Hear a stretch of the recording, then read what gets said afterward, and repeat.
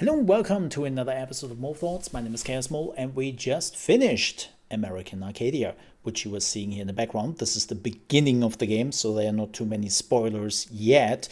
And it took us about 4 hours in total to finish the game. It took us a little bit longer because, well, we had a game-breaking bug halfway through where we couldn't proceed, and basically restarting from an earlier checkpoint fixed the whole problem, and then we could continue, but that definitely slowed us down. But how is American Arcadia? Well, it's a short game, but I think it's good. The story, the world design, really enjoyed that. They had some twists and turns here, which I really enjoyed.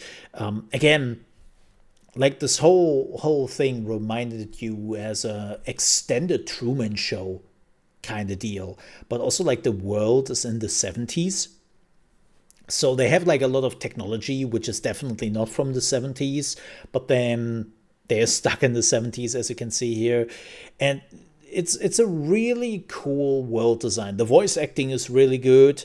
The main the main voice actor is Yuri Löwenthal, who is also the voice actor of Spider-Man, aka Peter Parker, in all the newest PlayStation games and some other games. And the other voice actors are pretty solid. Really enjoyed that.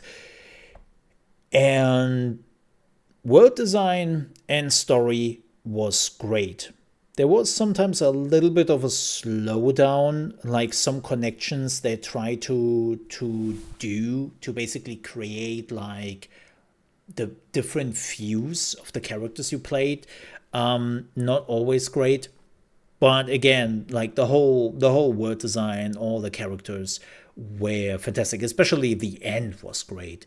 Everything they did in that specific area was just wow. This is cool, right? Like this is something really, really cool you don't see in a lot of adventure games. I mean, you see it here at the beginning, right? When you are switching between the scenes, they're doing this a lot. Like it feels like a TV show, and it's great. Now, there are a few things which I didn't enjoy, and no, there are riddles in this game, right? And some jumping puzzles and whatnot, and you have to be really quick. Like that's the biggest problem you often have is when you have those jumping puzzles, you have to be quick. Like you come into a new area and you have like 2 or 3 seconds to not just scan the whole area but also do everything right, or you die, and then it basically reloads the last autosave and then you have to do it again. But the problem is that unfortunately the autosave is not always great.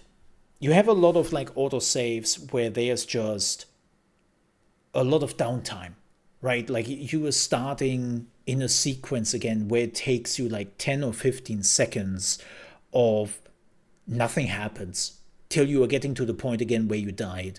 And you have this quite often, which is really unfortunate because you have, like, as I said, 3 seconds to scan the area and to understand what's going on.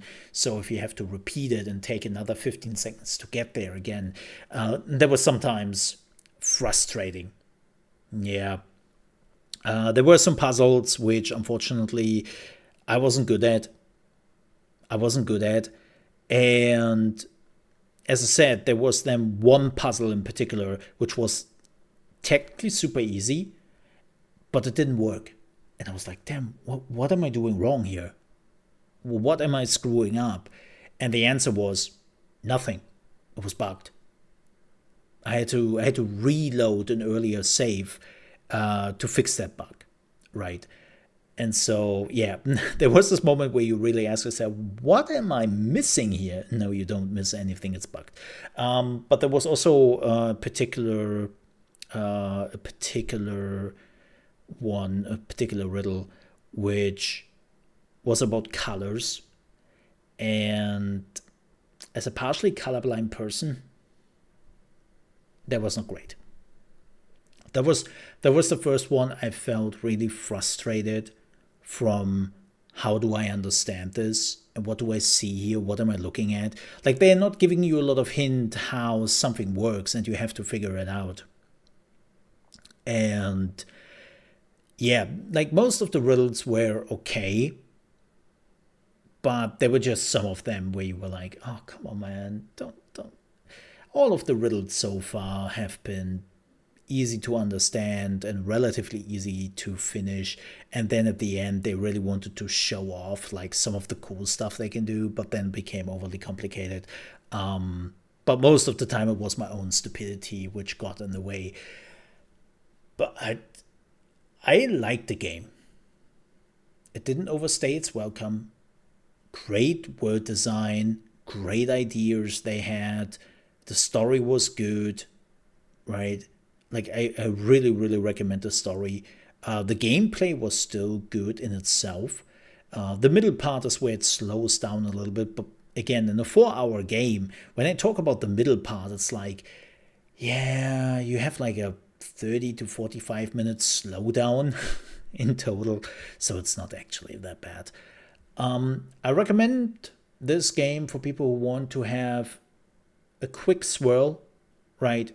Who would like to finish a game in 2 or 3 days. We have finished it in 2 days, so in 2 quick sessions.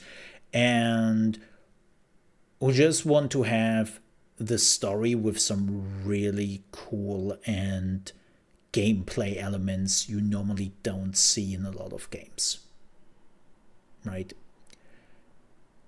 But this is clearly a one-time only deal. You play through this game, and that's that. There's nothing for you to discover afterwards. There's nothing you could do differently. There's no hidden stuff or replayability. When you're done with it, you're done with it. And again, after 4 hours, I can say, yeah, I'm good. It didn't overstay its welcome. It didn't need any bloated gameplay mechanics. And check out the demo on Steam. I don't know if it's also on consoles, but there is a demo on Steam. And that was definitely what sold me on the game, right?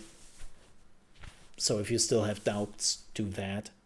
But yeah, if you love to have a quick story and you really like to enjoy the dystopian Truman Show 70s appeal they're trying to do with this game, you will enjoy this.